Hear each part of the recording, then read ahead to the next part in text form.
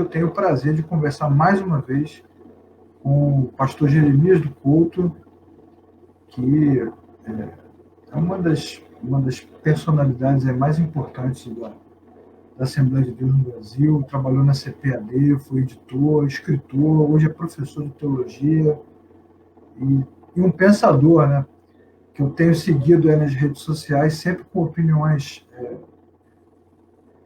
ponderadas barra apimentadas, né, Jeremias? Seja bem-vindo, boa noite. Por aí. Prazer. Dá a sua saudação, Jeremias, para a turma que vai nos assistir, milhões e milhões de fãs em todo mundo. Essa história de fãs é complicada. É verdade. Mas é muito bom participar aqui com você hoje, mais uma vez. Parece que é a nossa segunda live, né? A nossa segunda transmissão. Isso. E estar aí com os nossos amigos que nos assistem, nos acompanham, provavelmente estarão interagindo aí com perguntas, e baseados neste tema que você propôs, fé, diálogo e missão num tempo de polarizações e boicote. Vamos ver se a gente consegue, pelo menos, deixar aqui alguns insights, algumas ideias e chegar aí, se não a conclusões definitivas, mas pelo menos a conclusões provisórias. É verdade, né? Seria muita presunção da nossa parte fazer conclusões definitivas, né, sobre qualquer assunto. Exato. Ainda mais nesse tempo que a gente vive. Eu quero te agradecer por ter aceitado o convite, né? Você é uma pessoa extremamente ocupada, tem um trabalho muito relevante na área teológico-evangélica, na educação cristã no Brasil. Então, quero te agradecer por ter aceitado o convite com carinho e participar dessa maluquice que são as lives, né? Live é uma coisa muito louca, né? Eu que agradeço e são aquelas coisas que a gente às vezes conversa, né?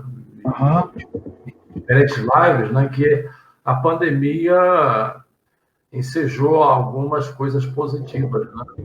Verdade. São as lives, são, por exemplo, os cursos online, por exemplo, o nosso curso lá do Seminário Congregacional. Nós estamos transmitindo online na plataforma própria, né, para os alunos.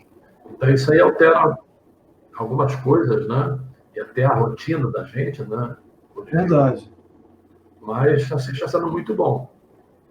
Pois é.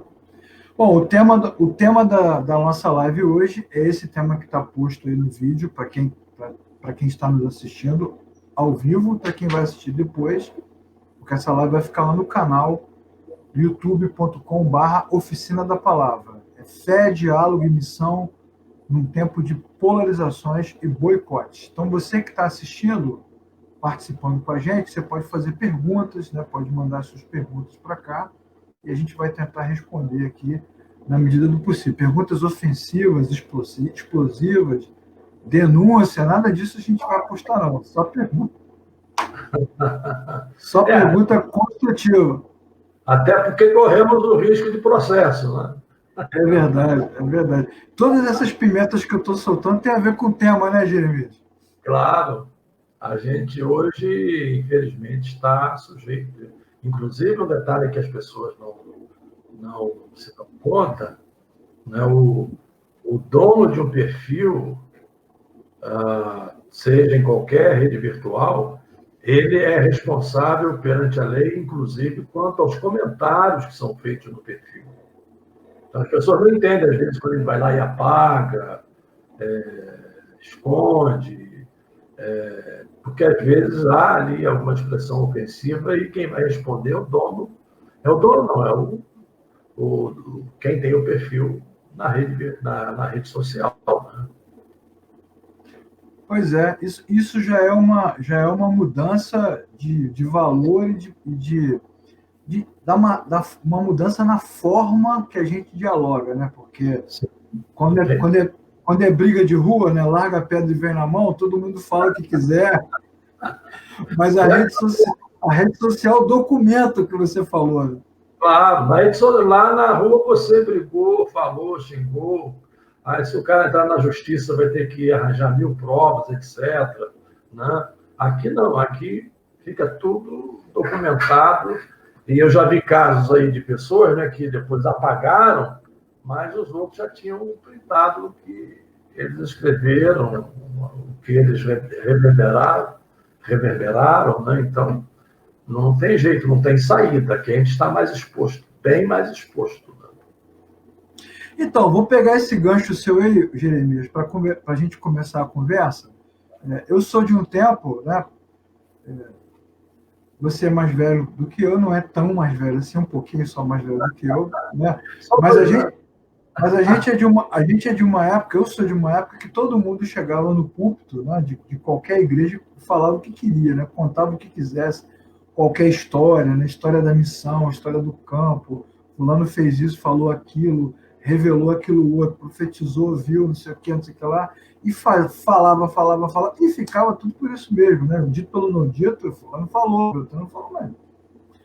Você acha que, assim, hoje, nesse momento que a gente está vivendo, de profunda, assim, dificuldade de diálogo nas redes sociais, principalmente com relação aos evangélicos. Os evangélicos estão no meio de um turbilhão, né? Eu acho que hoje você tem a direita, a esquerda e os evangélicos num turbilhão de confusão. E tudo fragmentado. Pois é, cara. Você acha que essa mudança da tecnologia, da conectividade, as igrejas ficaram tão afastadas dessa realidade do mundo contemporâneo que agora elas estão sofrendo demais com essa nova maneira de se comunicar e é por isso que as pessoas estão exagerando tanto. Como é que você está vendo esse momento de tanto exagero, de tanta gritaria, de tanta acusação, polarização, enfim, essa loucura que a gente está vivendo? Bem, há algumas coisas aí a ponderar, né, em relação às redes virtuais. Né? Primeiro é que nas redes virtuais, embora, por exemplo, estejamos aqui nós dois nesse diálogo, mas em tese, as redes virtuais elas são muito solitárias. Né? Em que sentido? Há uma imensidão de pessoas aí com quem você interage, etc., que estão aí neste exato momento, não sei quantos milhões de pessoas estão nas redes virtuais, no mundo todo, mas cada um está isolado na sua própria casa, no seu próprio escritório, não é? Sem aquele contato direto, visual, olho no olho. Não é? E isso aí dá um certo poder à pessoa. Não é? A pessoa se sente com mais liberdade, a pessoa se sente com mais ousadia, com mais coragem de, eventualmente, dizer coisas que elas não diriam se estivessem frente a frente. Então, esse é um aspecto que as redes virtuais trouxeram, né, à tona. Essa ousadia de você falar coisas que você não falaria. Não é hipocrisia, mas é uma questão mais de respeito e de evitar, inclusive, a ofensa, né? A grosseria. Então, você se sente com esse poder. Né? Você está nessa condição solitária, não tem alguém para limitar você, né? Alguém que possa contradizer você. Aí você abre a boca e vai dizendo. Hoje, por exemplo, eu tive que apagar um comentário porque, embora o comentário tivesse um sentido de verdade, mas ele entrava no terreno de afirmações que poderiam ser usadas... Comprometedoras, né? Comprometedoras, né? Então, a gente tem que ter esse cuidado. Essa é a primeira coisa. A segunda é que a igreja, enquanto igreja militante, enquanto comunidade da fé, do dia a dia, não é? Então, cada uma delas tem diferentes tons, digamos assim, tem diferentes approaches, diferentes formas de chegadas, né? E, na maioria dos casos, assim como em relação às mídias tradicionais, você sabe que As mídias tradicionais eram o rádio e a televisão. Primeiro o rádio e depois a televisão. E as igrejas sempre chegaram atrasadas, né? Verdade. Pelo menos aqui no Brasil, elas nunca foram vanguardas. Quando chegamos ao rádio, o rádio já era algo de uso comum na maioria dos lares. Quando chegamos à televisão, também de igual forma.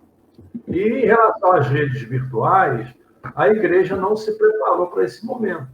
Porque não é só transmitir os cultos online, não é? Existe uma linguagem própria para a rede, né? Existe uma forma de comunicação própria para as redes virtuais. Então, a igreja não se preparou, né, para esse momento. E a terceira coisa, ela parte do primeiro ponto que eu abordei, né, que eu disse sobre a exposição. As redes virtuais, mais do que rádio e televisão, elas expuseram, digamos, as vísceras da igreja em termos de comunidade. Eu não estou falando da Igreja de Cristo. Da instituição, né? Você está falando da instituição. Da instituição. Né? Então, essas vísceras estão sendo expostas com muito mais intensidade do que antes. Né? Porque antes, eventualmente antes, se conhecia uma informação, via um jornal, mas a coisa ficava um pouco abafada, né? Um pouco... Verdade. Hoje não. Hoje um escândalo surge hoje e dali a 10 minutos o Brasil todo já tomou conhecimento disso. Verdade. E nós temos aí provas recentes do que estamos falando, né?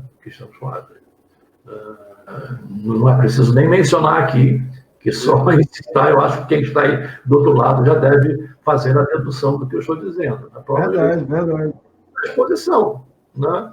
Na exposição. A gente pensa que a nossa prática está escondida, mas não está. Né? Ela não está escondida, ela está exposta. Então, se me permite ainda só fazer uma consideração, por exemplo, você... À vontade. Qualquer coisa que você escreva, por exemplo, no grupo do WhatsApp, ou no Messenger, né? Melhor pronunciando, e está lá. Né? Você está se revelando. Né? Se a pessoa não for uma pessoa de confiança, né? Ela pode pegar aquilo ali e transformar aquilo num vendaval que vai destruir a sua vida e acabar com o seu ministério, e até com o seu caráter. Né? Então, as mídias sociais trouxeram esse grande desafio que, eventualmente, como eu estava dizendo, as igrejas não estavam preparadas. Né? Enquanto em muitos cultos estavam ainda combatendo a televisão, e eu falo mais especificamente do meu campo, né, o campo assembleiano, né, enquanto em muitos públicos ainda estava se combatendo a televisão, a gente já estava na internet. Né, na internet, com Orkut, com blog, e etc. Até que depois veio o Facebook, e aí hoje é uma infinidade de redes aí que você não sabe nem, se você não tiver cuidado e quiser abarcar todas elas, você vai passar o dia todo só na rede. Né? Por que você acha, Jeremias, que as comunidades evangélicas de fé, principalmente aqui na América Latina, sempre tiveram dificuldade de lidar com mídia? Assim, primeiro demoniza, depois utiliza de forma equivocada. Primeiro demoniza. Primeiro é do demônio, é ruim, é isso, é aquilo, não pode. Né? Você falou da televisão, por exemplo, né? Eu não vou citar ninguém do Brasil, mas posso citar o David Wilkerson, que foi um grande evangelista, né? Um dos maiores evangelistas do século XX. Ele escreveu um livro chamado Toca a Trombeta em Sião, onde ele desceu a ripa na televisão, falou muito do aparelho da televisão, e eu sou de uma época, peguei uma fase onde se dizia que as igrejas, né, não deveriam deixar os seus membros ver televisão, que as pessoas deixavam de se reunir em família para poder comer em volta da televisão, que a televisão isso, que a televisão... E aí depois dessa resistência à televisão, veio uma enxurrada de igrejas colocando seus canais de televisão e suas emissoras de televisão. É uma coisa maluca, né? E agora a gente vê um fenômeno parecido na internet. A pandemia fez isso, né? Não, porque a internet está errada, culto pela internet não pode. E aí agora uma onda, né, um maremoto de transmissões. Qual é a sua percepção, o seu pensamento, essa dificuldade que as igrejas, que as comunidades têm com a mídia, essa resistência à mídia? De onde você acha que vem esse negócio? Bem, eu diria o seguinte, né? De maneira geral, né, nós crescemos como igreja, né, e eu valorizo muito os nossos antepassados, os líderes que plantaram lá atrás, e entendo que eles viveram o espírito da época, né? A gente não pode esquecer isso, né? É aquela palavra em alemão que eu não sei pronunciar, então eu não vou me atrever a pronunciar. Né? O espírito, o espírito do tempo, né? É isso mesmo. Nós somos resultado, nesse sentido, do espírito do tempo, como eles eram no passado. Né? Por exemplo, os pastores de 1930, 1940, eles não tinham acesso à rádio, não tinham acesso à televisão, né? Eram coisas para eles, digamos, até utópicas, né? Em certo sentido. Né? Então, há na Bíblia aquele conceito, né, de que o mundo jaz no maligno. Né? O mundo jaz no maligno. Esse é o conceito. E a igreja, né? E a igreja, de maneira geral, ela trilhou por um caminho, de formar a consciência cristã de maneira legalista e não bíblica. Né? O que significa isso? Uma teologia muito moral, né, Jeremias? Muito moral, né? Muito moral, voltada mais para a questão externa do que interna, não é?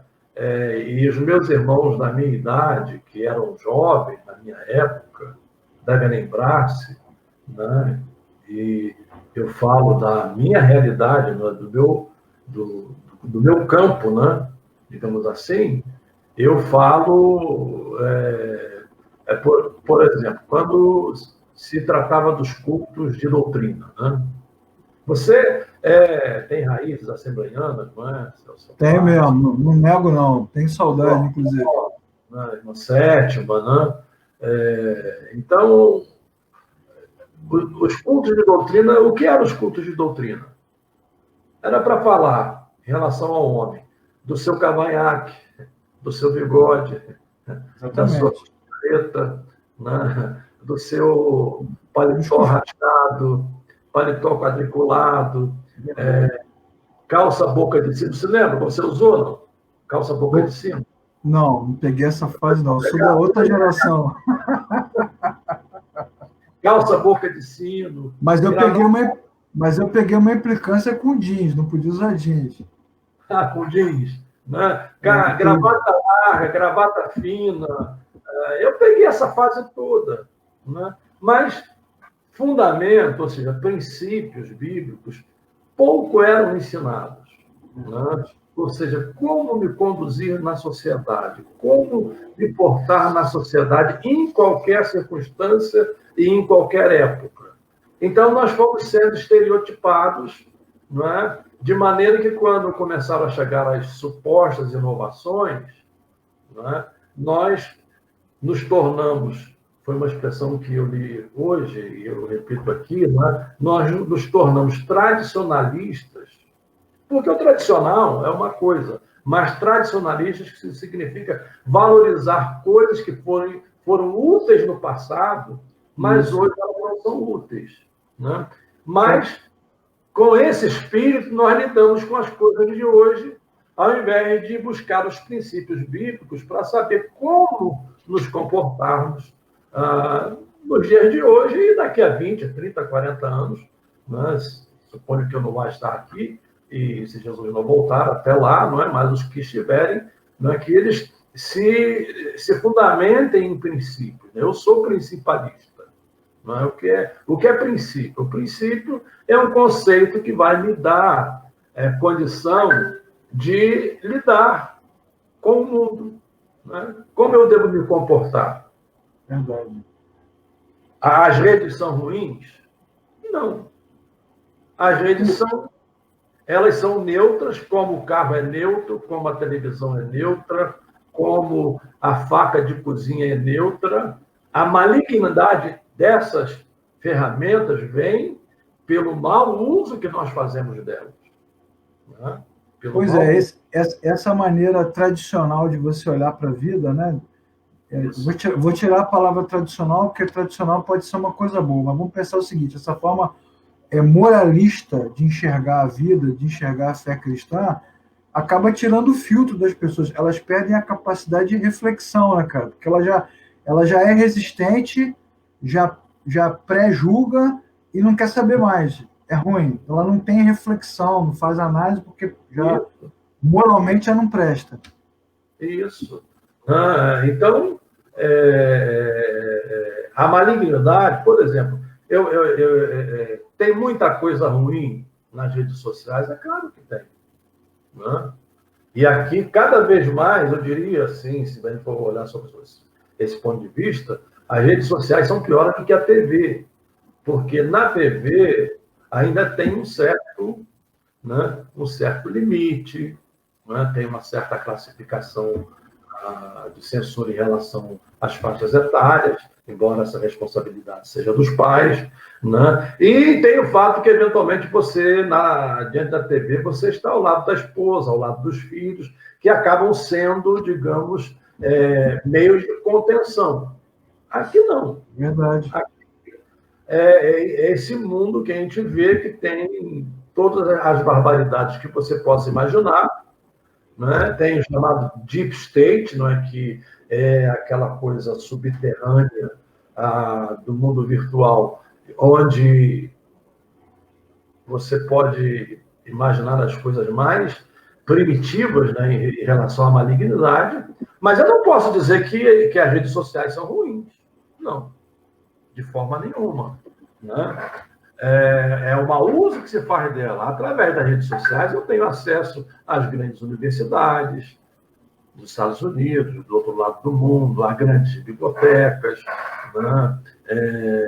Ou seja, as coisas são otimizadas de tal modo que a gente consegue, através da rede virtual, as coisas que há 10 anos era impossível. Né? Então, eu não posso negar o valor delas. Ou seja, onde eu quero chegar? A igreja, ela erra, entre aspas, quando não prepara os seus membros para a vida, né? Para a vida, para lidar com esse mundo. Por exemplo, e eu gosto muito de me fundamentar na Bíblia. Né? Um dos princípios que a Bíblia ensina é o princípio do domínio próprio. É uma das qualidades do fruto do Espírito. Paulo também fala sobre isso quando ele diz: todas as coisas me são lícitas, mas nem todas me convém fazer, e não me deixarei dominar por nenhuma delas. Então, a capacidade que você precisa ter de dizer não. Né? E eu sei que dizer não é uma coisa difícil. Né? E a segunda coisa é que a gente aprende, né? Tem um verso bíblico muito interessante que diz que os filhos das trevas são mais prudentes do que os filhos da luz. Onde eu quero chegar? Eles investem, né? Eles produzem coisas de qualidade. Você, por exemplo, vai assistir a um show aqui nas redes virtuais, um dos shows, digamos, desses que estão sendo transmitidos também na forma de live, e você percebe a qualidade. Não é? A qualidade do som, a qualidade do ambiente, não é? Do repertório, etc. Né? E isso atrai. Não é? Isso atrai. Né? Enquanto nós, não é? A gente pendura um celular aqui assim, ó. Aqui é a minha base de celular aqui para transmitir live aqui, ó. É verdade. Eu não posso investir, né? Mas eu pergunto a igreja, investe em pouco, né? Pouca qualidade, e a gente acaba não tendo esse poder, digamos, de competição, entre aspas, né? De usar de forma atraente os meios que a gente tem. Então, para quem não tem domínio próprio, né, acaba sendo atraído pela beleza. É claro que o domínio próprio aqui, Leclerc, ele não é um produto da carne. Né? A gente tem que frisar isso também. Né? É uma das qualidades do fruto do Espírito que é gerado em nós. Esse é outro ponto. Às vezes, as igrejas, nessa intensidade legalista delas, né, de querer pôr sobre o homem toda a carga, né? Exatamente. Toda não, aí o cara não consegue, porque esse filtro que você está falando, né? Essa capacidade sua de medir as palavras, de ter cuidado com o que você faz, a mente humana é limitada dependendo do campo que você esteja envolvido, né? O camarada precisaria de uma ação interior, né? De uma mudança interior, para que, mesmo que ele tivesse vontade de chutar o balde, ele tivesse o temor a Deus ali, um freio moral que vem de Deus, da graça de Deus. Também é essa questão da agressividade, né? Que tem a ver com a graça também. Só que é o que você falou. E o engraçado que você está colocando essa questão, que é bem relevante, que essas comunidades que têm um discurso muito moralista, né, muito intenso, de controle, de regulação, que é antropocêntrico, que é meritório, né, que não é cristocêntrico, é totalmente meritório, onde cada um bate no peito e diz assim, tá vendo, eu consigo, tal. Essa turma é agressiva pra caramba, né, Jeremias? É incrível, né, o que você levanta. Se eles impõem, né, digamos, essa carga toda, né, aquilo que Jesus falou para os fariseus. Se vocês impõem uma carga, né, que nem vocês podem carregar. Né? Quem falou isso não fui eu, não. Quem falou isso foi Jesus. Tá? Verdade. Ele disse isso para os fariseus, para os hipócritas. Vocês impõem uma carga que vocês não podem suportar. Né? Então, esse pessoal acaba ficando, digamos, neuraustênico. Né? Neuraustênico, e acaba tendo descompensações psicológicas e se tornando pessoas agressivas, pessoas deprimidas, né? Pessoas que olham a fé não como um meio de graça, mas um meio de opressão. Sempre condenatória, né? Acusatória, condenatória. Eu me lembro de um amigo meu, médico, aqui em Teresópolis, né? A gente tinha muita amizade, e por várias vezes falei de Jesus para ele, né? Não creio que ele tenha chegado a se converter, né? Mas ele me dizia, Jeremias, o atendimento dele no SUS, né? Ele me dizia o seguinte, Jeremias, todas as vezes que eu estou lá no consultório e tem lá 3 ou 4, 5 pessoas, aí citou as mulheres, porque circunstancialmente eram as mulheres, né? E quando elas estão com aquele coquezinho, com aquela aquela roupa comprida, com a manga comprida até aqui, etc. E lá quietinhas. Eu já preparo meu bloco de receita azul, né? Porque quando elas entram... Não, ele me disse isso. Quando elas entram, elas começam a se queixar de estresse, de maus tratos, uma série de coisas. E o primeiro remédio que elas pedem é o tal tranquilizante. Né? Que loucura. Por quê? A religião, ao invés de libertar, a fé, ao invés de libertar, está oprimindo. Né? Está oprimindo. Então, não adianta a gente pôr uma carga e exigir que, humanamente, a pessoa que se converta, ela consiga carregar essa carga. E isso contradiz, inclusive, o discurso de Jesus para os religiosos, lá em Mateus, não é? Ele não fala ali para pecadores, ele fala para religiosos, os judeus. Ele diz que o meu jugo é suave e o meu fardo é leve. Tomai, vinde a mim todos vós que estáis cansados e eu vos aliviarei. O meu jugo é suave, o meu jugo é leve. Então, mas nós não, nós queremos tornar o jugo ainda mais pesado. Né? Não, e esse discurso que antes a gente só via no púlpito, né? Eu vi muitas vezes as pessoas pregando assim, de forma descompensada, gritando, né? O cara saia todo molhado, socava o púlpito, né? E o que você vê, às vezes, parece até o Wellington escreveu aqui, ele fez um comentário aqui, chegando mais rápido do que o Isla na linha de fundo. Péssimo comentário, né? Você é de péssimo gosto, né, Wellington? Mas, enfim, mas essa questão do futebol que ele cita aqui, quantos cultos nós participamos que pareciam jogos de futebol, onde você quer massacrar o adversário, você quer vingança. E na rede social a gente vê muito esse discurso de vingança. Vocês vão ver, vocês vão morrer, né? A Covid vai te matar, seu maldito endemoniado. Que é completamente oposto ao discurso de graça. Você imagine se o Criador, sublime e todo santo, agisse com 0,1 de ira contra nós. Não estaríamos nem mais aqui, né, Jeremias? Estamos perdidos. 0,00.1 já seria uma desgraça. Caramba, é muita ira, cara. Vocês vão ver, vocês vão morrer.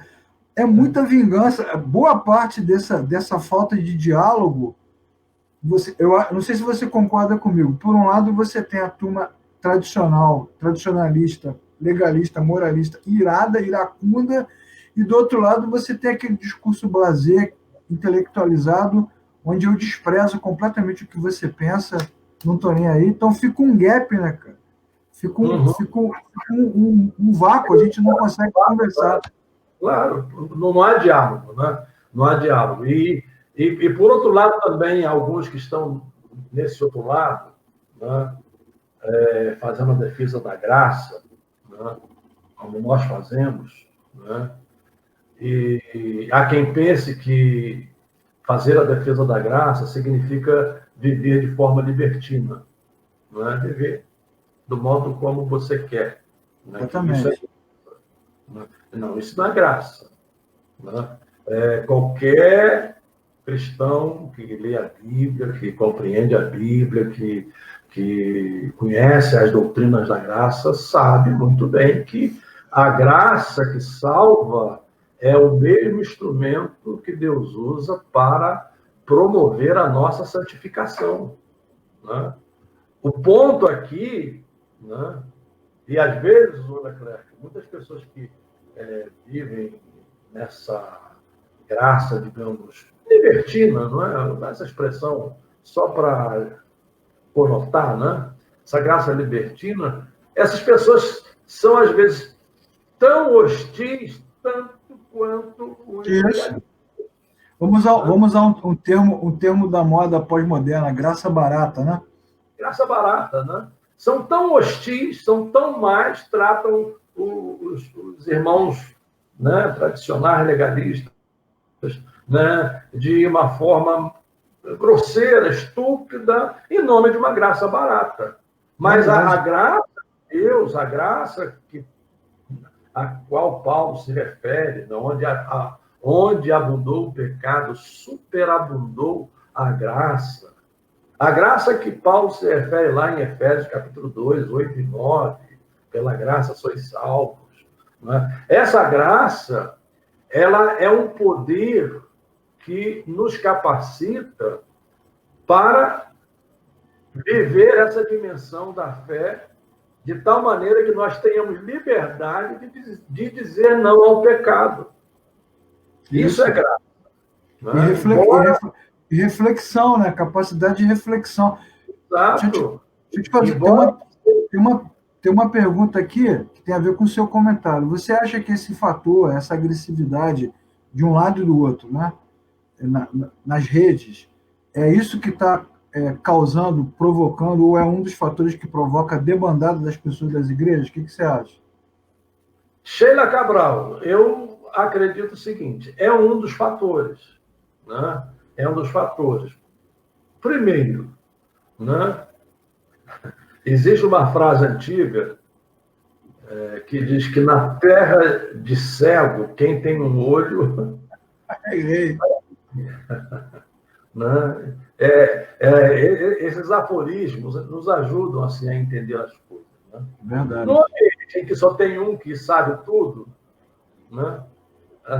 Os outros... o Hélio está dizendo que aí, nas palavras de Bonhoeffer, graça barata, sem arrependimento, sem renúncia, sem comprometimento, sem santificação, é exatamente isso aí. Né? Nesse ambiente em que só um tem conhecimento das coisas e os outros ficam ali à mercê, né? Isso é um ambiente gerador desse tipo de comportamento, né? Esse comportamento agressivo, de imposição e de opressão. Né? Só que hoje a gente vive um outro momento. Qual é o momento que a gente vive hoje? Hoje o conhecimento é uma coisa democratizada, digamos assim.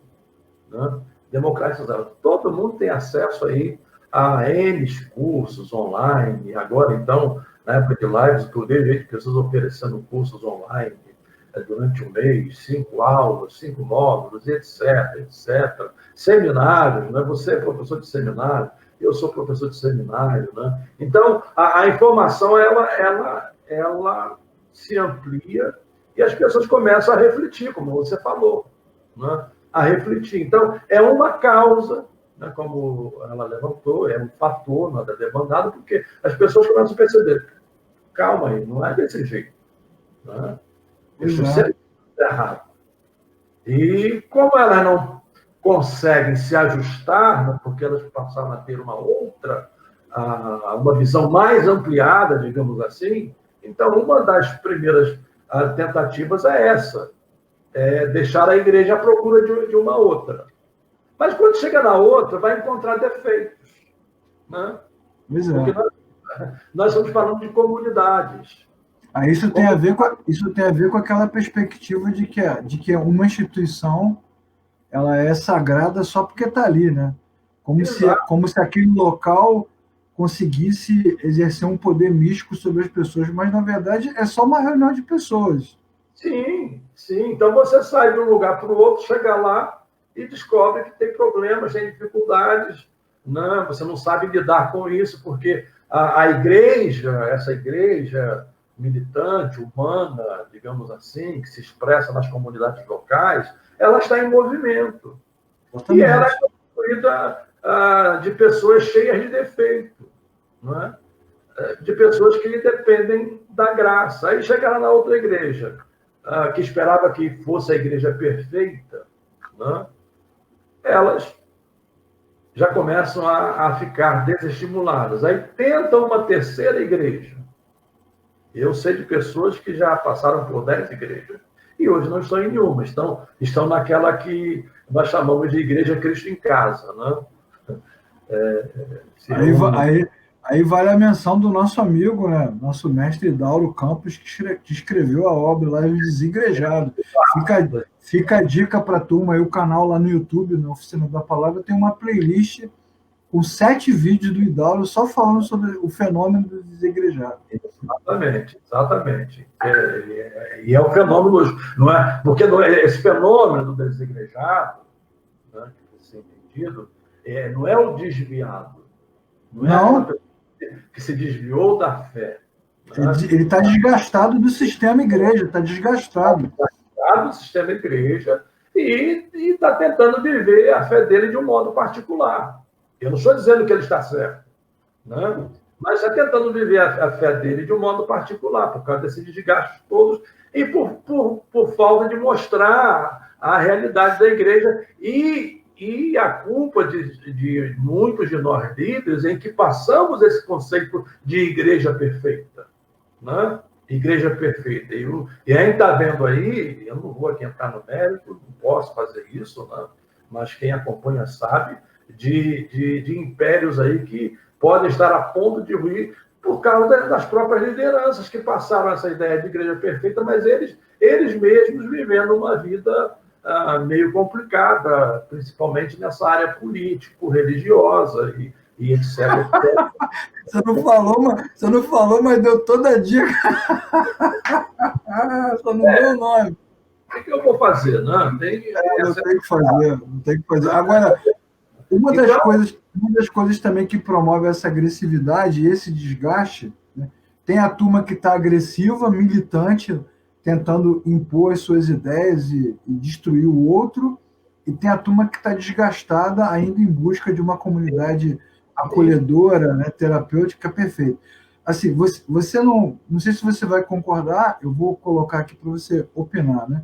Falta, eu acho, eu entendo, percebo que falta um ensinamento apologético nas comunidades. As igrejas não ensinam os cristãos a debater sobre questões da vida, da realidade atual, né? Vai falar de aborto, aí é xingamento para todo lado, gritaria, não sei o que, não sei o que lá. Fala de casamento, xingamento, gritaria. As pessoas não conseguem, elas não têm assim uma habilitação, porque dos púlpitos, da escola bíblica, né, das ferramentas que as igrejas têm, elas não são ensinadas. Inclusive, eu tenho um amigo que trabalha com evangelização nas universidades. Tem um trabalho só de evangelismo dentro das universidades. E ele já falou para mim algumas vezes, Leclerc, assim, os estudantes mais difíceis de lidar são os evangélicos. Eu, às vezes em vez de eu gastar o meu tempo compartilhando a minha fé com aquele que não é cristão, eu gasto mais tempo tentando ajudar o cristão a dialogar, a viver nesse mundo que não é cristão. É isso que os caras não entendem. O mundo não é cristão. Uhum. Não, você mencionou a apologética. Eu vou fazendo uma exposição sobre isso.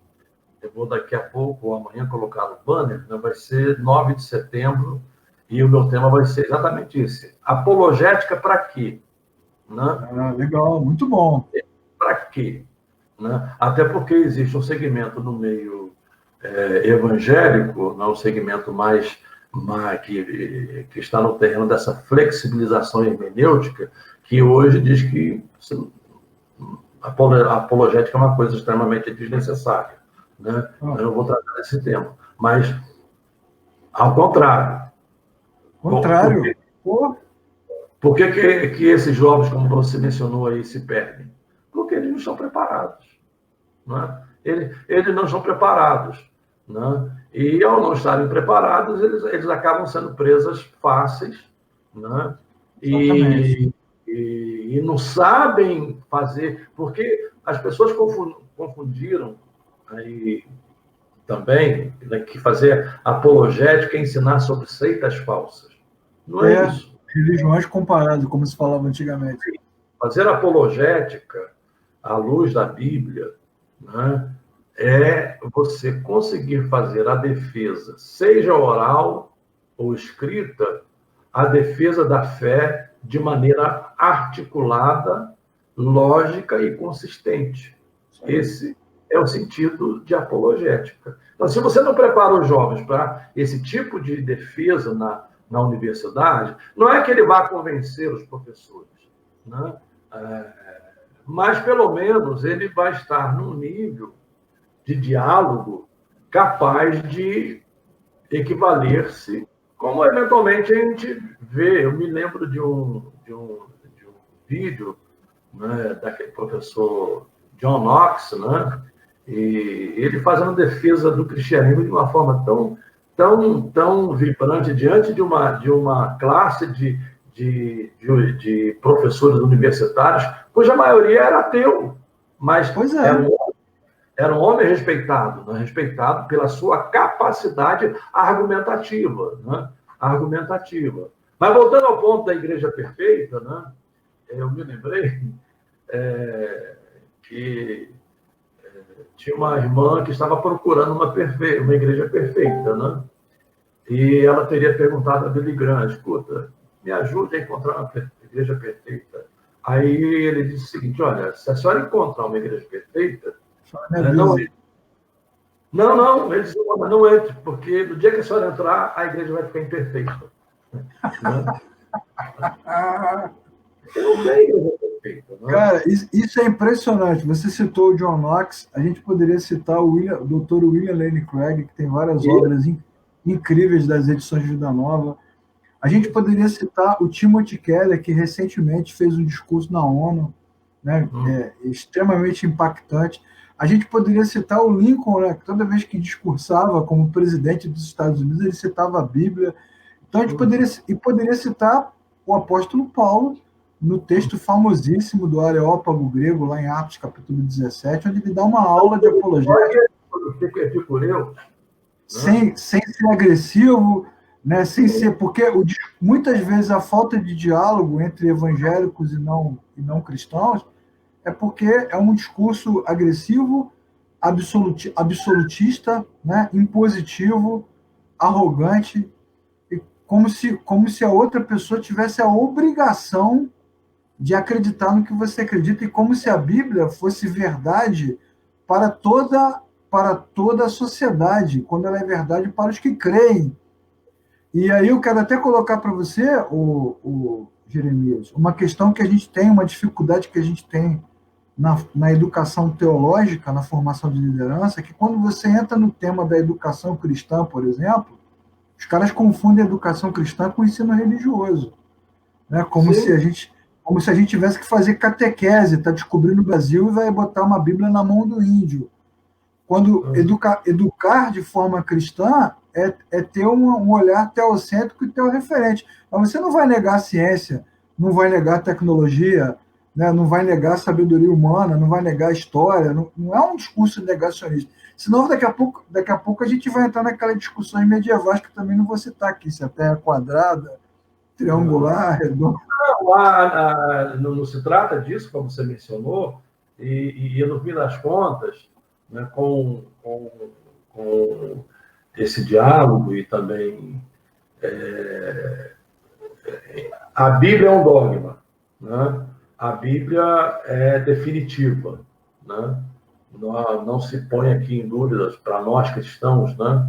Nós não pomos em dúvida a Bíblia, e a Bíblia não tem a pretensão de ser um livro científico. Né? Exatamente. Embora ela é ciência, mas ela não é um livro científico. Ela tem o propósito de contar a história da salvação, que começa lá no Gênesis e vai até o Apocalipse. Né? Esse é o compromisso da revelação de Deus. Né? E tudo mais é coadjuvante, é suporte, é narrativa, é história, é doutrina, etc., mas para sustentar essa linha da história da salvação. Bem, dito isso, o que acontece? Né? Os jovens caem nesse mundo universitário, né? Sem esse preparo, né? Sem essa capacidade argumentativa, né? À luz dos princípios bíblicos. Né? E, como eu estava dizendo, a Bíblia é definitiva, agora a ciência é provisória. Pois é, outra questão, exatamente. Muda toda hora. A ciência muda toda hora. A ciência, daqui a 2 anos, o que é verdade hoje, amanhã não é verdade.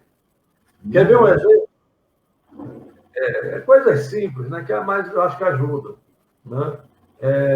Quando nós éramos crianças, nós usávamos gordura de porco, né? Gordura de porco, e geralmente manteiga, né? Manteiga. Tá Né? me dando uma fome. Cheguei a sentir o cheiro agora do bacon. Né? Mas, dali a pouco, começaram a surgir os estudos científicos e etc. e tal. Pá, vai, vem. Não vou falar pá, não, porque me lembra uma coisa aqui. Então, Melhor.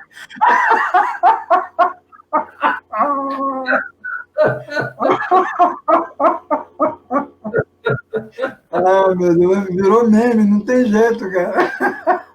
para descontrair, né? Para descontrair, né? É Então, melhor.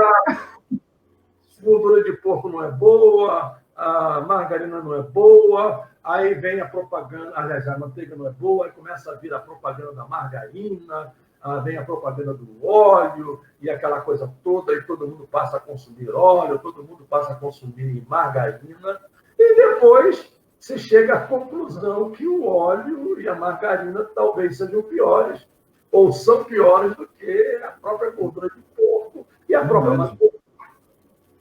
Então, algumas coisas que tem que considerar. Primeiro, ciência não é definitiva, ela é provisória. Questão de máscara.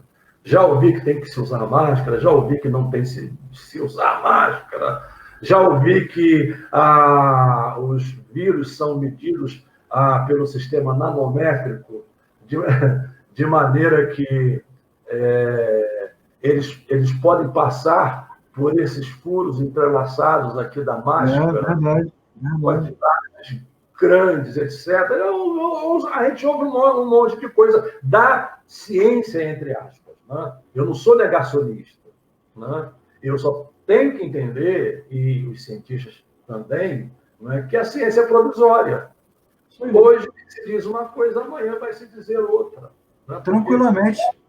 Novas descobertas surgem e eventualmente, algumas delas vão acabar comprovando ou batendo com aquilo que a Bíblia já revela. Né? Já revela.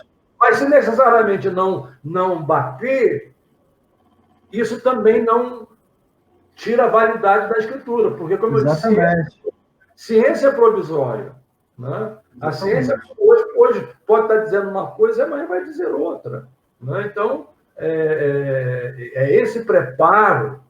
Aí o que acontece? O cidadão não tem como argumentar, e eu já enfrentei isso, eu até, por um tempo, eu cheguei a alimentar debates na internet e tal, etc., porque eu tenho 66 anos, mas tenho um espírito jovem, né? Mas depois eu pensei, não vale a pena. Não vale a pena por quê? Porque esse pessoal não tem a capacidade de argumentar. Né? E aí, como é que eles vêm? Quando perdem o argumento... Distorce o que você fala. Para agressão, vem para o ad hominem. Né? Então, vem desqualificar você. Né? Exatamente. Desqualificar você. Exatamente. Né? De repente, joga você lá a 500 metros do lugar mais profundo do inferno. Né? Verdade. Vem com aquilo que a gente chama de diversionismo, não é? Ou seja, ao invés de replicar em cima do tema que a gente está discutindo, no bom sentido, de forma saudável, eles começam a trazer outros temas para tirar a gente daquele tema principal, né? E passar uma falsa ideia de conhecimento, mas é mero diversionismo. Então, às vezes, nem vale a pena. Né? Por quê? Porque eles não são preparados para isso. Não são preparados para esse tipo de argumentação, para esse tipo de embate saudável. Né? Embate saudável. Hoje ou anteontem eu li e me deu vontade de responder, porque é um espantalho, né? É uma frase mal construída, né? A pessoa dizendo que a graça que obriga as pessoas a se converterem, ela não é... Quem disse que se ensina isso? Quem disse que a igreja ensina isso, ou que certo segmento teológico ensina isso? Não. A graça obriga. Não. O que certo segmento teológico ensina, não é que essa graça recebida, ela é de tal maneira poderosa de iluminar o seu coração. Que ela se torna irresistível. Ela se torna irresistível porque você já conscientemente você não tem como tomar... Você não consegue. Pois é, mas, Jeremias, os caras não leem, Jeremias. Os caras não leem. Eu me lembro de uma palestra que eu estava dando num lugar X qualquer, e a gente abre para pergunta, né? A gente estava falando sobre a importância da educação para a formação dos cristãos e da falta de ensino. Tal. Porque hoje o que a gente tem, na verdade, não sei como é que vai ficar depois da pandemia, mas o que a gente tinha até agora era um púlpito psicológico, né? Líderes, o pessoal estudando muito mais ciência da religião, psicologia e psicanálise do que Bíblia, né? A discussão, né, toda voltada para essa orientação existencial, como se fossem coaching e tal, enfim. Eu me lembro que eu dando a palestra lá e o cara falou, não, porque Calvino, não sei o quê. Aí ele fundamentou toda a discussão dele no que ele entendia como uma proposição de Calvino. Aí eu perguntei para ele assim, meu amigo, deixa eu te fazer uma pergunta. Você leu as Institutas? Ele não leu, cara. Ele não leu. Como hoje, você vê que os irmãos nem lêem a Bíblia. Não sei se você já passou por esse fenômeno, mas é muito comum na sala do seminário o aluno fala, não, porque está escrito no texto tal, vai ser capaz. Isso não tem na Bíblia. Não, tem. Eu já li isso em algum lugar. Não tem. Você inventou esse versículo agora. Ou você foi induzido.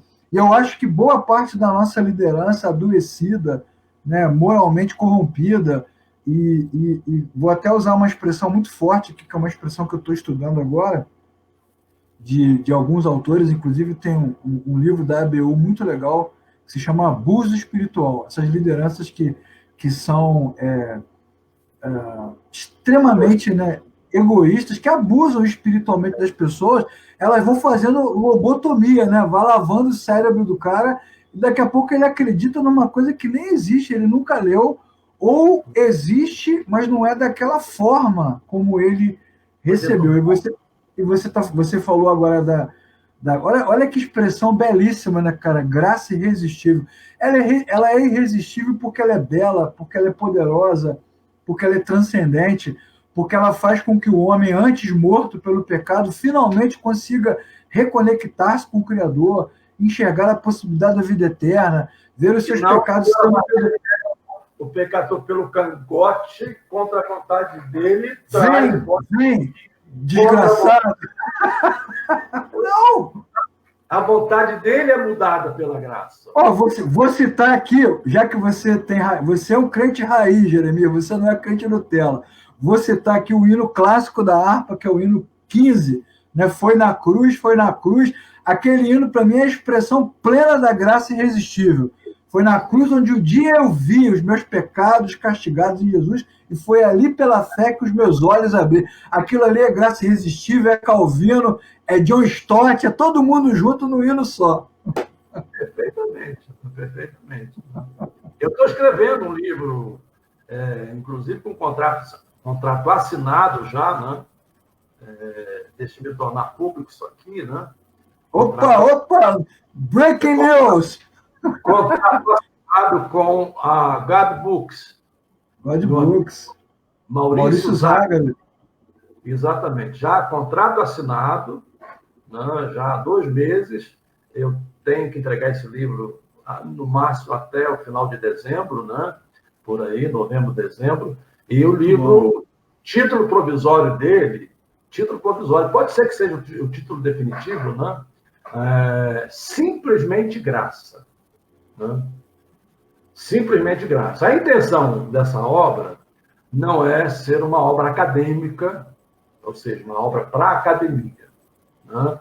Ela é uma obra que eu estou trabalhando no sentido de trazer para o chão da igreja, entre aspas, né? O conceito da graça. Né?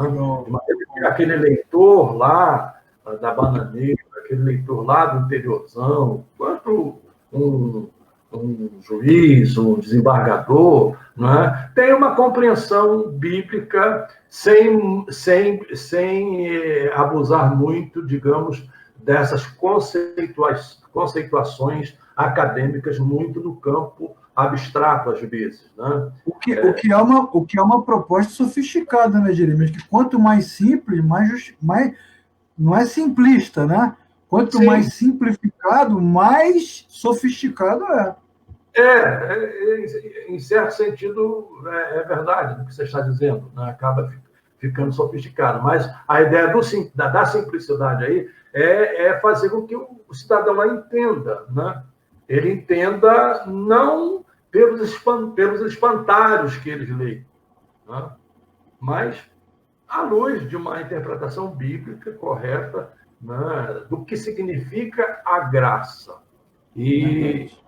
o que eu posso dizer aqui para você, meu querido companheiro e companheira que está aí do outro lado, se não fosse a graça, nós estaríamos todos empipinados. É verdade. É verdade. Estamos perdidos. Já que você falou da graça e do empipinado, vamos falar dos boicotes, né? Dessa onda de intolerância religiosa que nos faz boicotar empresas de perfume, né? Canais de internet, filmes. Cara, imagine você se Moisés no Egito, Esther na Pérsia, Daniel na Babilônia, Paulo na Grécia, conduzissem uma campanha de boicote às instituições. Eles teriam cumprido o seu papel apologético, como diz o texto de Apocalipse, no tempo e no espaço, né? Glorificando a Deus, porque todos esses que eu citei foram voz de Deus em nações estrangeiras, né? Em nações politeístas, cara, e não boicotaram nada. Muitos cristãos não percebem, né? Não têm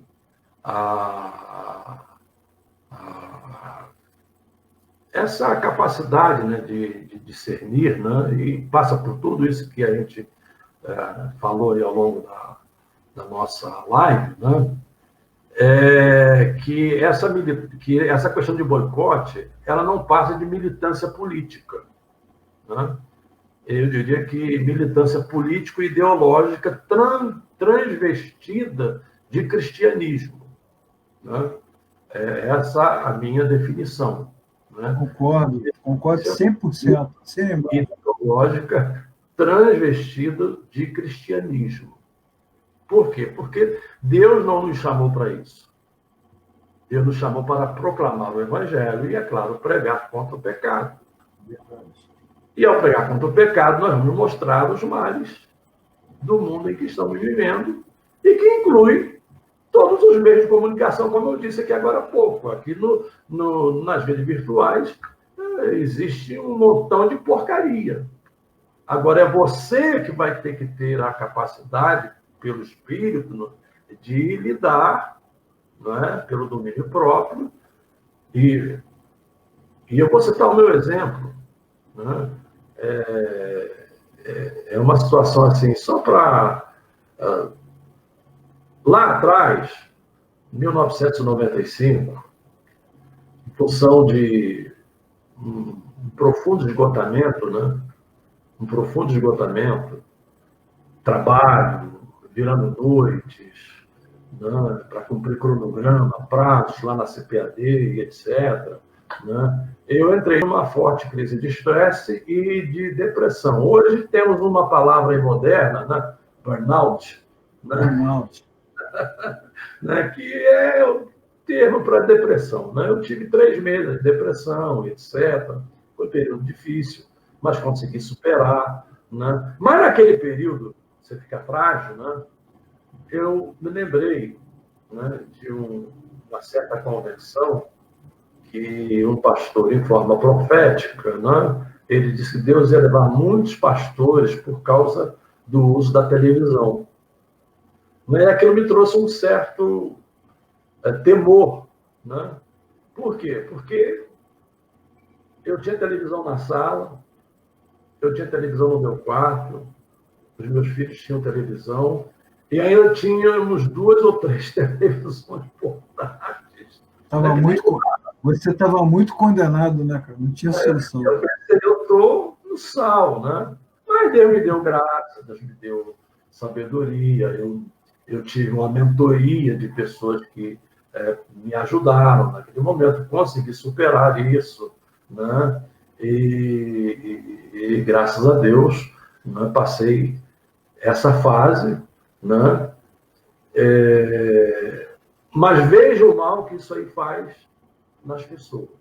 Né? Não, o seu depoimento, eu acho que ele é extremamente relevante, porque você é um homem muito esclarecido, né, cara? É um intelectual, é um estudioso, escritor, professor. Então, o abuso espiritual, ele não pega só na mente, né, cara? Ele pega na alma. Você pode ter todas as convicções do mundo, mas se você tiver num momento de fragilidade, é igual uma flecha, né, cara? Ele vai dentro de você e aí hoje, nessa questão, né, do boicote, né? Eu não vou citar o nome da emissora de TV. Né? Eu tenho aqui em casa, né, aquele sistema que eu pago por ele, que me dá acesso aí a não sei quantos canais, inclusive essa rede famosa aí. Né? Mas, muito honestamente, não é por boicote. Né? Muito honestamente, não é por boicote. Eu não tenho tempo. Né? O máximo que eu tenho, por exemplo, a gente vai terminar daqui a pouco, não sei quanto tempo, é me deitar um pouco com a minha esposa antes de dormir, de repente assistir um filme ou uma série que a gente possa estar assistindo numa dessas empresas aí que eu não quero ficar fazendo propaganda delas, né? Não estou sendo pago, né? Tá bom, pode falar, pode ser Netflix, pode ser Amazon Prime, o que tiver mais acessível. Tem bons filmes, tem porcaria? Tem, mas tem bons filmes. Claro, lógico. Eu não vou ficar fazendo boicote, porque a Bíblia não me ensina isso. Agora, eu tenho que ter o domínio próprio. É isso que tem que ser ensinado. Né? A capacidade de desligar o canal, né? Ou de mudar de canal, né? Se aquela programação ela não for útil, ela não tiver valor. Por quê? Porque esse boicote, como eu disse, ele é político, ideológico, tanto de um lado quanto de outro. Né? Eu ponho as ideologias aqui no mesmo nível e se transmite, em algum caso, de cristianismo, mas para um outro propósito, uma outra finalidade, que a gente sabe muito bem. Né? Exatamente. Sabe muito bem qual é a finalidade. Aí eu quero usar, eu poderia usar aqui, e vou usar, falar de Bíblia, né? Mas usar no sentido reverso um exemplo dos Estados Unidos. Né? Primeiro, em relação ao aborto. Muitos movimentos contra o aborto fizeram e fazem, né, aqueles boicotes em frente às clínicas de aborto, e às vezes boicotes agressivos, mas não funciona. Né? A verdade é que não funciona. O número de abortos lá nos Estados Unidos é uma coisa pavorosa. Né? É uma coisa pavorosa, não funciona. O que funciona é Bíblia. Não adianta você sair daqui. É o Evangelho. O Evangelho é o poder de Deus para transformar. Né? Mas, no sentido reverso, eu queria dizer, lá nos Estados Unidos tem uma empresa, um sistema de franchising, né, como a McDonald's, como o Burger King e outras, tem uma empresa chamada Chick-fil-A. Sim. É uma empresa de cristãos. Né? De cristãos. Uma empresa que tem lanchonetes espalhadas, eu creio que pelos Estados Unidos todos. E aonde você for, essas lanchonetes estão cheias, né? Cheias, lotadas.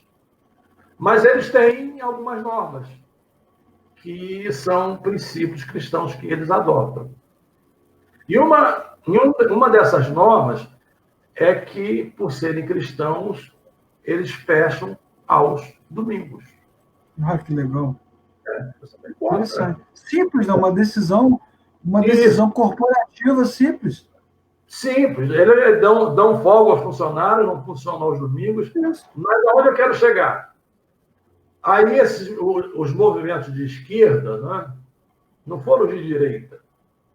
Né? Aqui, geralmente, são São os conservadores. Né? conservadores. Lá, os movimentos de esquerda começaram a fazer boicote contra eles. Porque não abria domingo. Porque não abriam domingo. Sabe o que aconteceu? Explodiu a venda. Explodiu a venda, o pessoal passou a consumir e começou a ver aquela campanha para consumir, etc. E foi o que aconteceu aqui com essa empresa chamada Natura, né? Quando houve aquela coisa do boicote à Natura, né? O que se espera... O pessoal compra mesmo. É o que se esperar de uma empresa nas mãos de pessoas que não professam a nossa fé. Eles vão seguir o curso do mundo.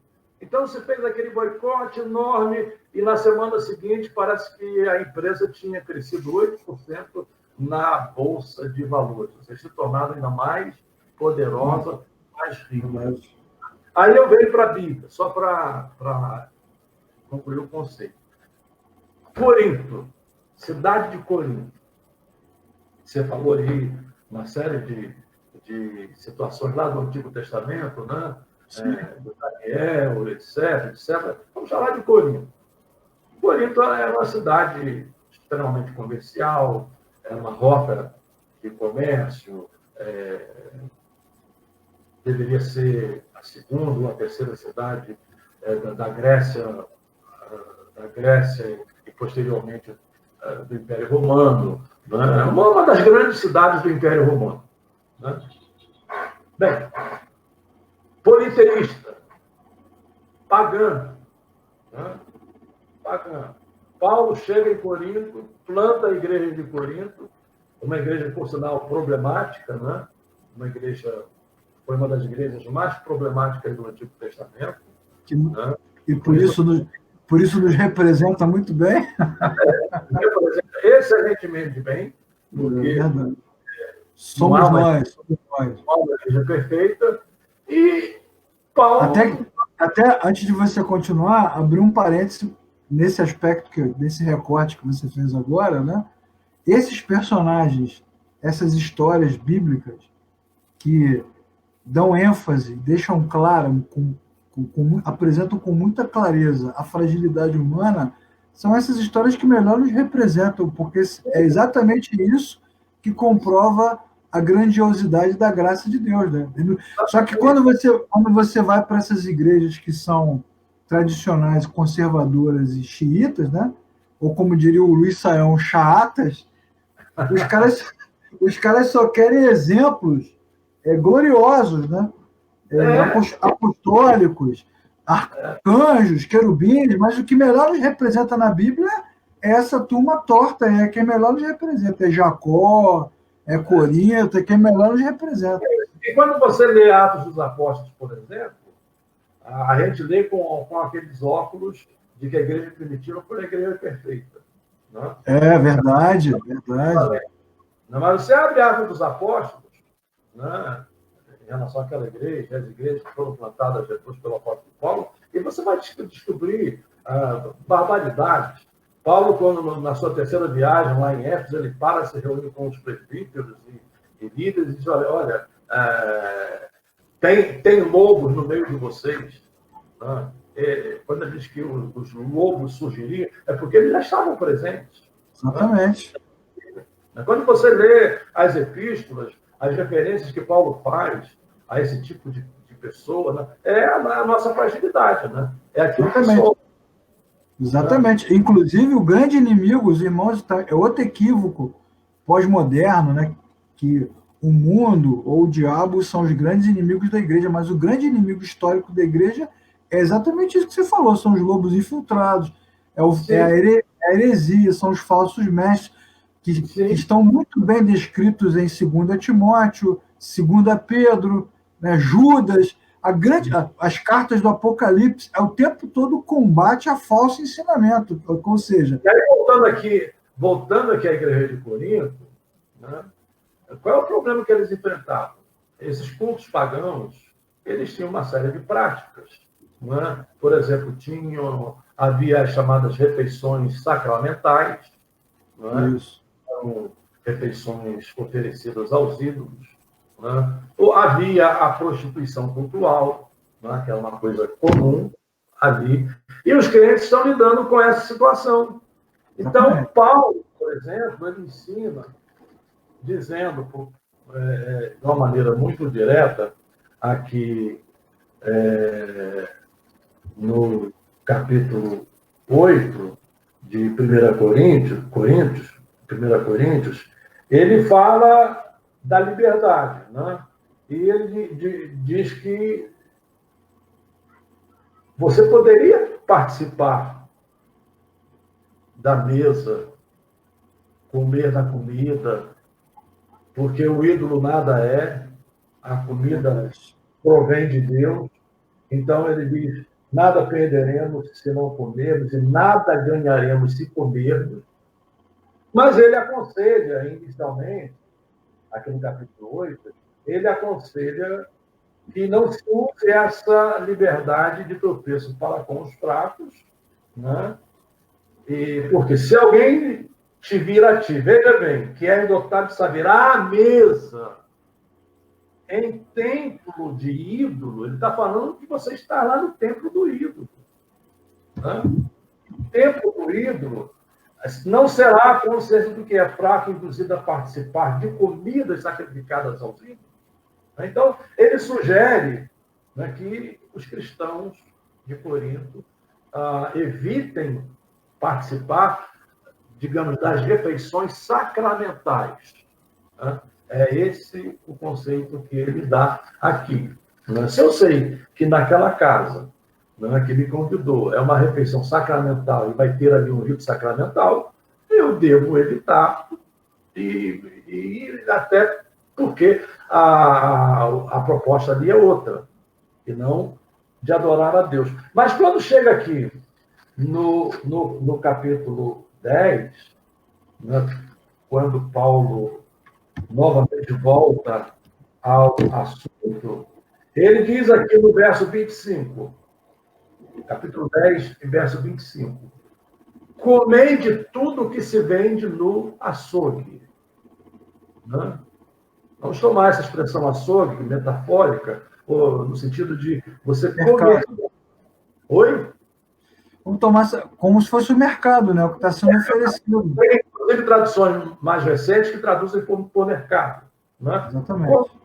Comer de tudo quanto se vende no mercado, né? Sem nada perguntardes por motivo de consciência, ele vai aqui descrevendo, repete de novo aquele conceito lá que eu acabei de mencionar, da mesa sacramental, né? Mas em relação à nossa convivência, quando ele diz comer de tudo que se vende no açougue, meu amigo, eu lhe pergunto,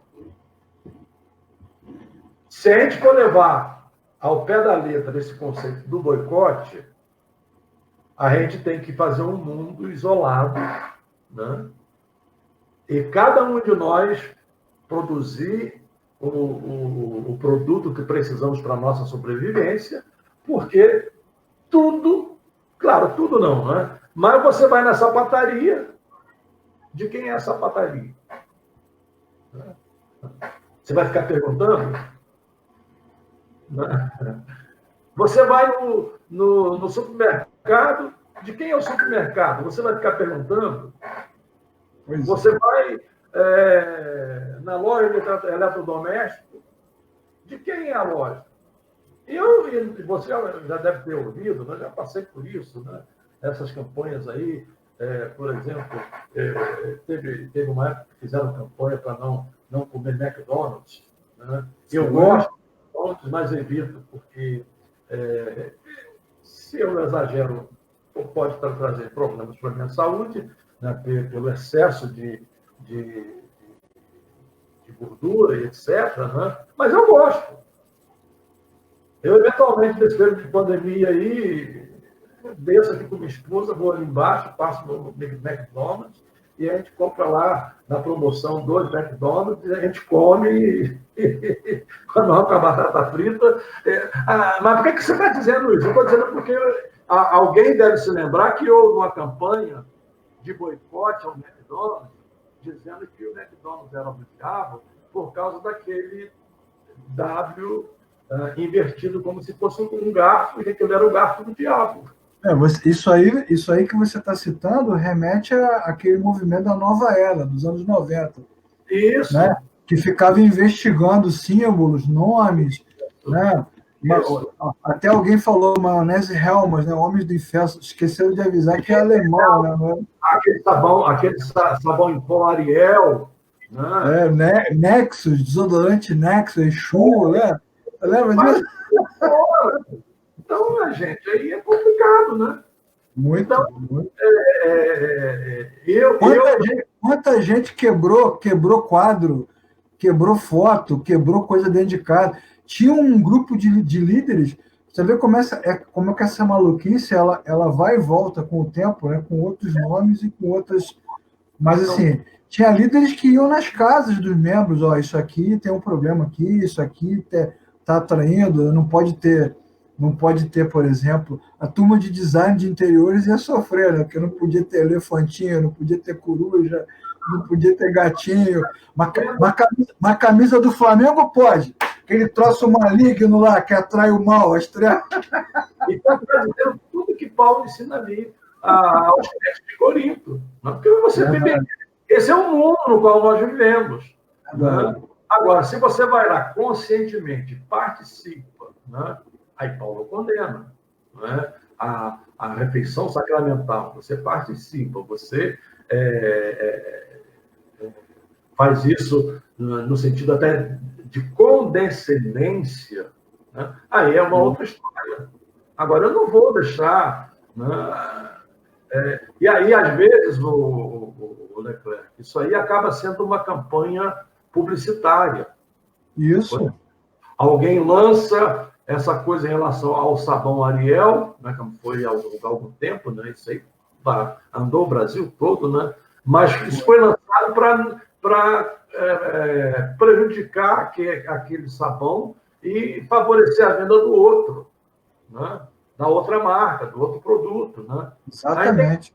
A gente tem que estar atento com os nossos ouvidos e discernir os tempos em que estamos vivendo. Né? Então, para mim, do ponto de vista do Evangelho, boicote não funciona. Né? Não funciona. Eu acho que é um absurdo. Né? Como também líderes se reunirem e convocarem de maneira oficial, né, oração em favor do presidente. Ou contra, exatamente. Ou a favor ou contra, isso aí. Vou contra, nós temos que orar sempre, a Bíblia diz lá, ensina a orar, e a gente está orando, estamos orando, e vamos continuar orando, e etc. Né? O apóstolo Paulo... Né? Convoca o povo à praça pública, mas não convoca politizando o ato. Né? Não convoca à luz da instrumentalização ideológico-política. Isso vale para ambos os segmentos. Né? Você viu aí na eleição, a gente está tratando muito do lado que seria o lado conservador, né? Você viu na eleição, né, o outro candidato da esquerda, né, que talvez não saiba nem o que é hóstia. Foi. Né? Ele foi lá em Aparecida com a sua vice-presidente. Um ato de desespero. Eu não sei nem se ele deixou a hóstia desmanchar na boca. Né? Se fosse naqueles filmes lá, Advogado do Diabo, Constantino, ele pegava fogo, né, bom? Então, mas você vê, hoje, isso é uma coisa que não é de agora, né? No final dos anos 80, quando a gente teve a redemocratização no Brasil, você via as comunidades de fé trabalhando contra, né, o PT, contra o Lula, né, pregando do púlpito, né, ameaçando os cristãos. E essa manipulação religiosa, que é o que acaba acontecendo nesse diálogo agressivo, ela não funciona mais. A gente tem tentado mostrar isso para as pessoas, que as gerações mais novas, a geração Y, a geração Z, a geração Alfa, elas não esquentam a cabeça mais para esse discurso, que é um discurso que funcionava com a gente. Você citou o seu caso da TV, eu poderia também citar muitos casos meus e de amigos. A gente ouvia as pregações e se sentia pesado, né, culpado. Essa geração mais recente, ela não liga, cara. Então, se as igrejas, se as lideranças evangélicas não mudarem o seu comportamento teológico, apologético, bíblico, edificando a igreja no alicerce que é Cristo, eles vão perder a relevância, porque daqui a pouco a gente vai ficar inútil, porque a sociedade não vai ligar mais para o que a gente fala, porque a nova geração olha para isso com muita tristeza, né? Esse caso que você citou aí do papapá, é um constrangimento coletivo, é uma coisa assim que a gente não sabe nem o que dizer, não tem o que dizer diante dessa. A gente percebe ali, né, já que a gente citou esse negócio aí, né, do papapá. Você que citou, só fui na tua onda. Eu sei, né? Mas quando você vê o vídeo, você percebe que é pura encenação. Tá? É isso. Tá evidente, né? É evidente na fisionomia que é pura encenação, né? E a gente tem que engolir isso, né? Hoje eu recebi um meme, né? Infelizmente, né? Esses memes circulam, né? Circulou mesmo. Olha só a frase do meme, com a foto, né? Homem que tenta afogar Bolsonaro é preso no Rio de Janeiro.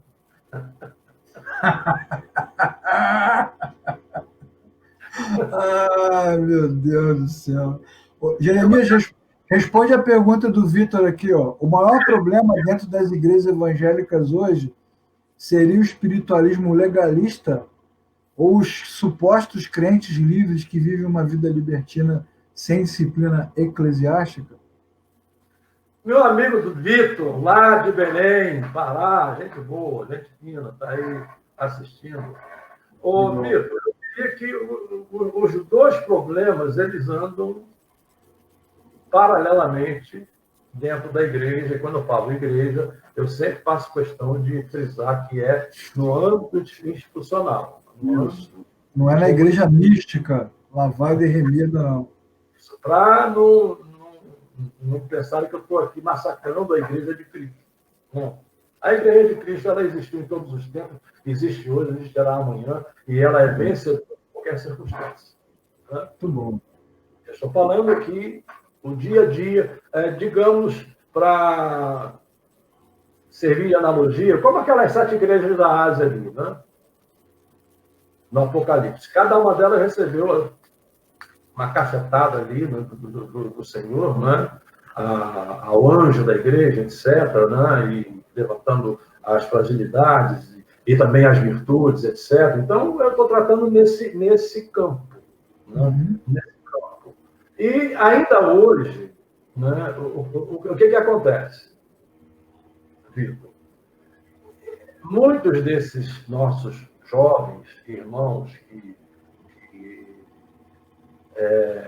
viviam debaixo desse legalismo, né? Esse espiritualismo legalista, né? Para você ser santo, você tem que deixar de fazer isso, deixar de fazer aquilo, mas não por uma operação do Espírito, não por uma operação da graça, mas simplesmente por um código de regras. Exatamente. Na minha infância, na minha adolescência, me lembro, né? E meu pai era uma pessoa bem aculturada, mas ele vinha dessas raízes, né? Então, eu me lembro. Esse é um lado. Quando você começa a descobrir as doutrinas da graça, e queiramos ou não, você, meu irmão, meu amigo aí, que pensa de outra forma, mas a contribuição da fé reformada foi muito grande para a compreensão disso, das doutrinas da graça. Verdade. Você não tem como negar isso. Né? Eu diria que cada época e cada movimento teológico, ele é legítimo, né? Não estou tratando de heresias, legítimo, eles têm ênfases que contribuem para a vida da igreja.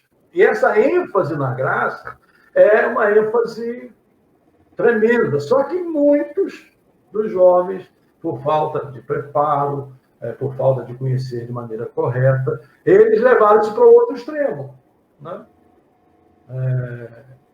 E até incentivados, né? Isso não é recente, que eu vou dizer agora, eu estava nos Estados Unidos, mas já naquela época tinha um pregador dos Estados Unidos, não sei nem de que linha teológica ele era, né? Mas eu ligava a televisão e eu ouvi ele pregar, e ele partia do seguinte princípio: é quase que um universalismo, né? Quase que um universalismo em termos de salvação, né? Ele dizia o seguinte: em Cristo foram expiados todos os nossos pecados, passados, presentes e futuros, né? Todos. Então, em cima desse conceito, o que ele ensinava? Ele dizia exatamente assim, em inglês: go and sin. Vão e pequem. Né? Essa era a expressão característica dele. Vão e pequem. O go and sin. Né? Vão e pequem. Em outras palavras, graça barata. Né? Porque todos os nossos pecados estão passados, presentes e futuros, expiados em Cristo. Exagero dos dois lados, né? Esse pessoal que teve acesso e foi essa porta de escape, digamos, para sair do legalismo, né? Para sair no termo que a gente usa, né? Teologicamente, do semi-pelagianismo, né? Para sair do semi-pelagianismo. Encontra essa porta escancarada, acabam indo para o outro extremo, e é preciso também que nós, líderes, puxemos a corda, né? No sentido de ensinar corretamente o que é a graça. E essa, me perdoe aqui a propaganda, é a proposta do meu livro. Né? Mexer. É a proposta do meu livro, dizer o que é a graça. A graça não é isso. Né? A graça não é isso. Né? Tem essa outra pergunta aqui, Jeremias. Se nos púlpitos não existe ensinamento e conhecimento da palavra, vocês não acham que, em tese, as redes sociais podem piorar ainda mais a situação? É uma excelente pergunta. Né? Existe muita porcaria nas redes sociais. Existem aí muitos...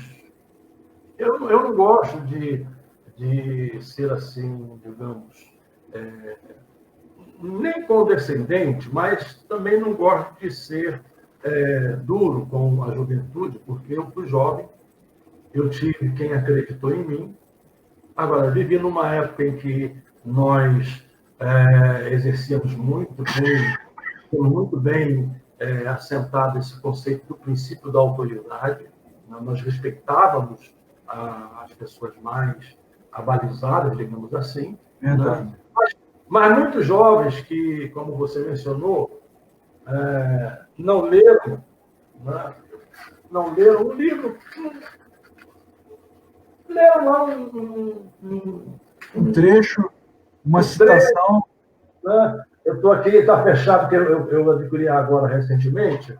Né? Isso aqui são as institutos. Já tinha lido ela há uns 15 anos, e eu estou precisando ler por causa dos meus trabalhos acadêmicos. Né? Eu tenho ela aqui em 3 ou 4 volumes. Eu quero declarar aqui que essa live é histórica. Jeremias do Couto, um ícone da teologia da Assembleia de Deus do Brasil, levantando com glória as institutas de Calvino. Essa live é histórica. Quando eu li as institutas lá atrás, isso faz uns 20 e poucos anos, quem me recomendou a ler as institutas é um grande teólogo assembleiano, reconhecido, respeitado, meu querido amigo Cláudio Honor de Andrade. Cláudio Honor. Foi ele quem me recomendou a ler as institutas. Né? E quando você pega o dicionário que ele tem sobre termos teológicos, e quando você vai lá para a nomenclatura de Calvino, ele fala bem de Calvino. Né? Ele não fala mal de Calvino. Né? Mas deixa eu mostrar outro aqui. Ó. esse aqui, olha o volume. Coisa boa. Né? Você trabalha com essas obras. 1433 páginas. Teologia puritana. Teologia puritana. Como obra compulsória do mestrado e doutorado. John Owen, né, cara? John Owen é brilhante, né? Tem umas sacadas assim. É isso que as pessoas às vezes não entendem. Agora, recorte teológico da nossa live. Rapaz, independentemente da confissão teológica que o cara tem, se ele é. Né, você vê, por exemplo, os debates entre Lutero, Calvino e Zwingli sobre a ceia, sobre o culto. Independentemente da confissão, esses caras são de vanguarda, cara. Eles são de vanguarda. E assim, e no final, como a gente aprendeu com o bom cristianismo, importa que no final só Cristo seja glorificado, independentemente da visão que o cara tem de mundo. Esses caras não são Cristo, pô.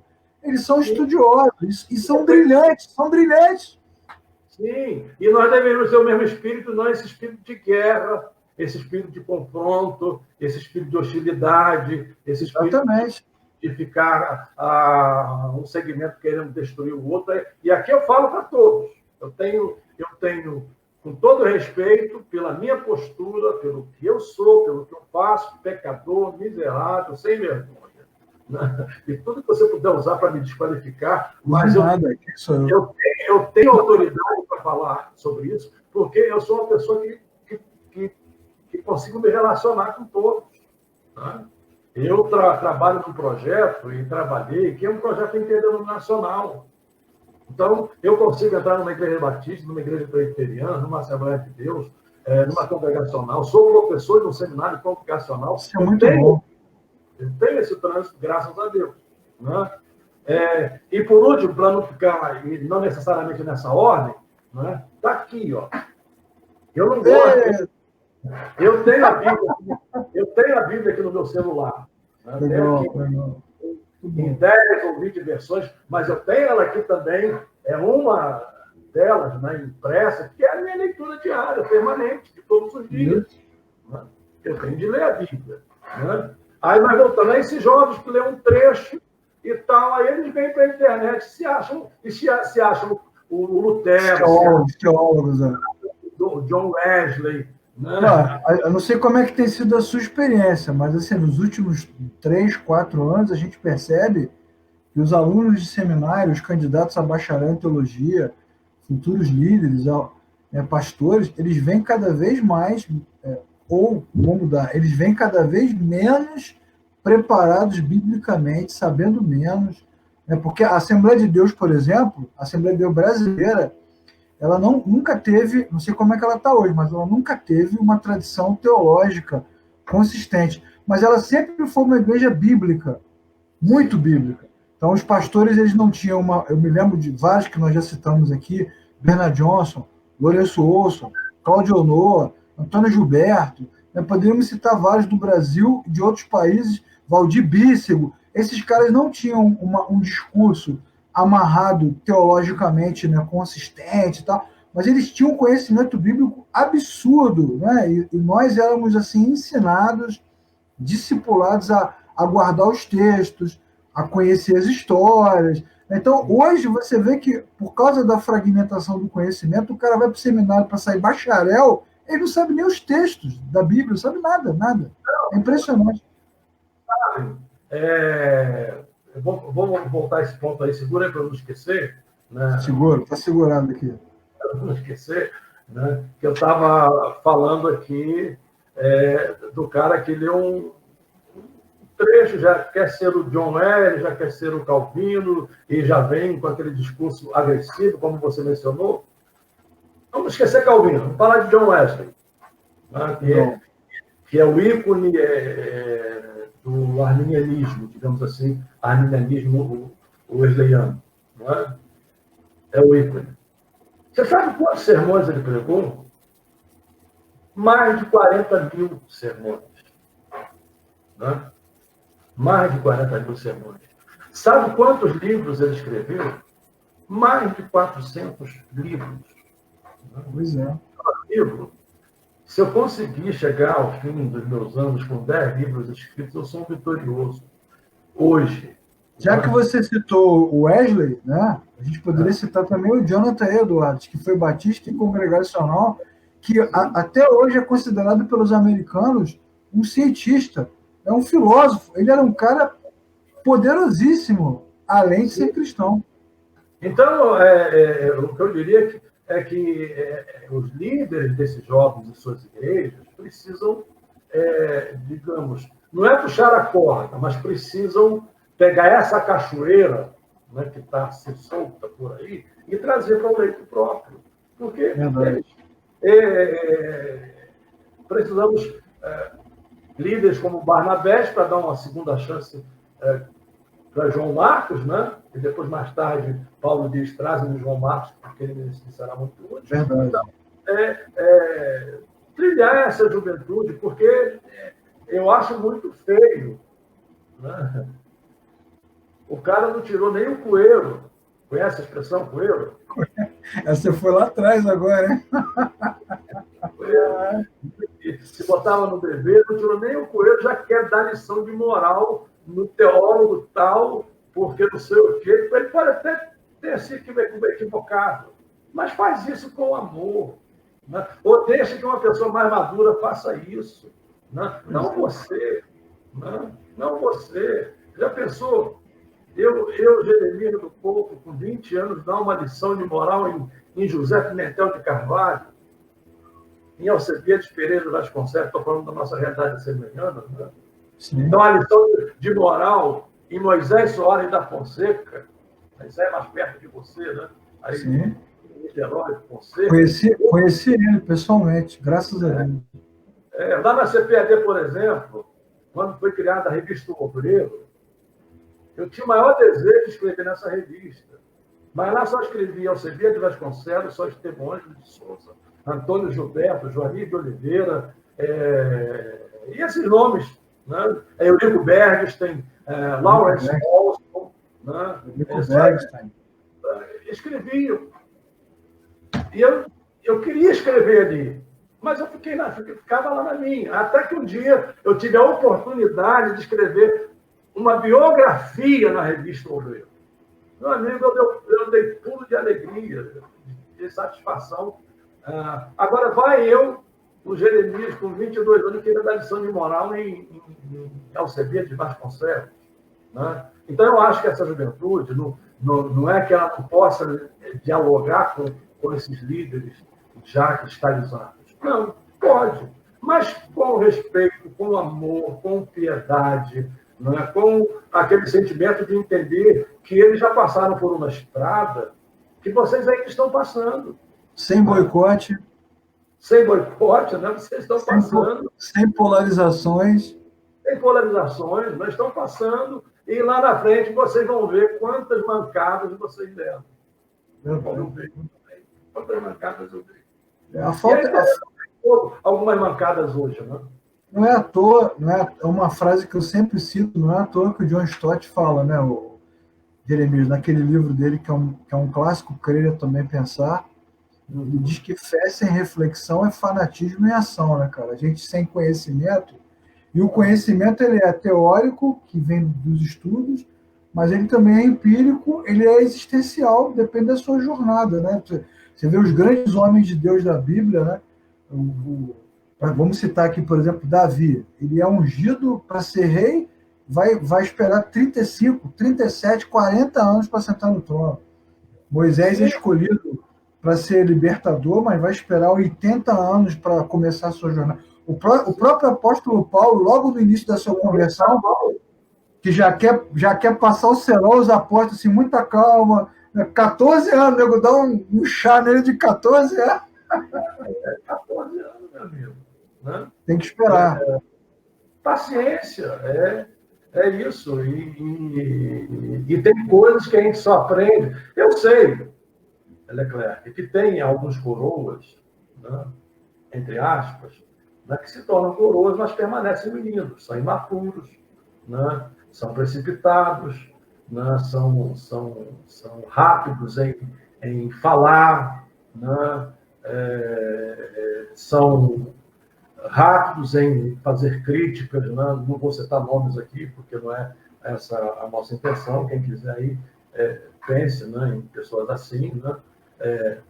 Mas isso aí não é a regra, né? Você não pode tomar um desses homens aí, ou dois deles, né, que tem essa natureza intempestiva, né? São grosseiros e batem, e usam de argumentos ad hominem, né? Verdade, é Usam verdade. de impressionismo, né? Vamos olhar para eles. Vamos olhar para aqueles que são padrão. E vamos entender também uma coisa, né?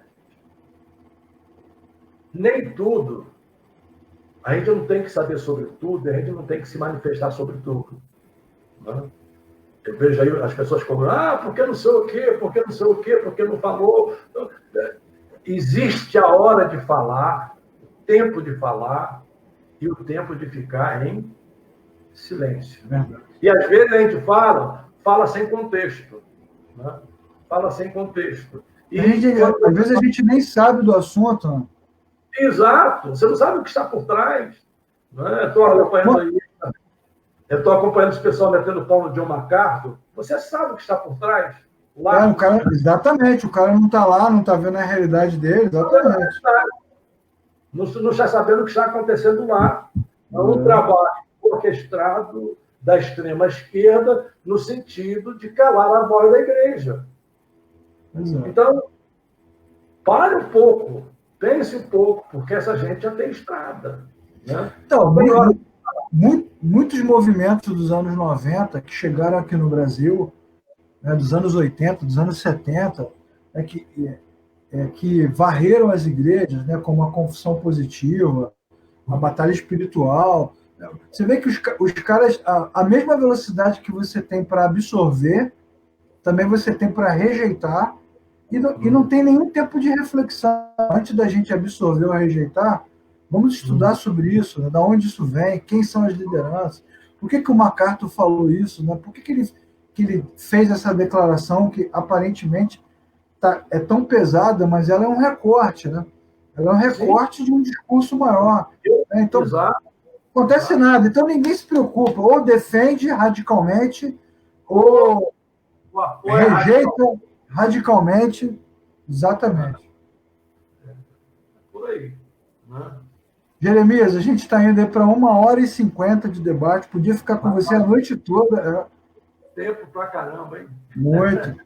Mas é um assunto muito bom. Esse assunto vai ficar no canal youtube.com/Oficina da Palavra. Então, você que já assistiu, quer assistir de novo ou quer mandar para alguém para assistir depois, só acessar lá e ver. E queria aproveitar também para convidar o pessoal para as lives dessa semana. Amanhã sobre batalha espiritual, o Evangelho Negociável. Domingo sobre abuso espiritual. Dia 12, a gente tem uma live sobre o projeto DOT, que é um projeto de tradução da Bíblia para a linguagem de Libras, que é um projeto belíssimo. E dia 14, com o Paulo Romero, que você conhece bem, vamos falar de temas parecidos com esse. Apologética, defesa da fé. Vai ser muito legal, 14 de setembro. Jeremias, obrigado, tá, pela sua disponibilidade e pelo bom humor, acima de tudo, que é muito bom a gente falar de um assunto pesado desse sorrindo, é muito bom. Não, claro. Muito obrigado aí, Leclerc, pela oportunidade, mais uma vez, de participar com você.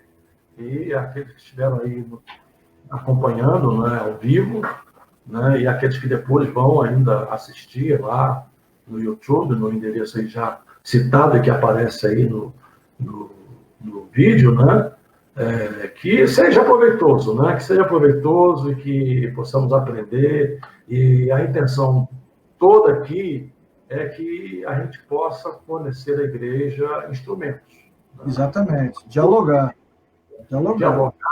para um trabalho mais piedoso, mas também um trabalho mais de construção, né? E não de desconstrução do reino.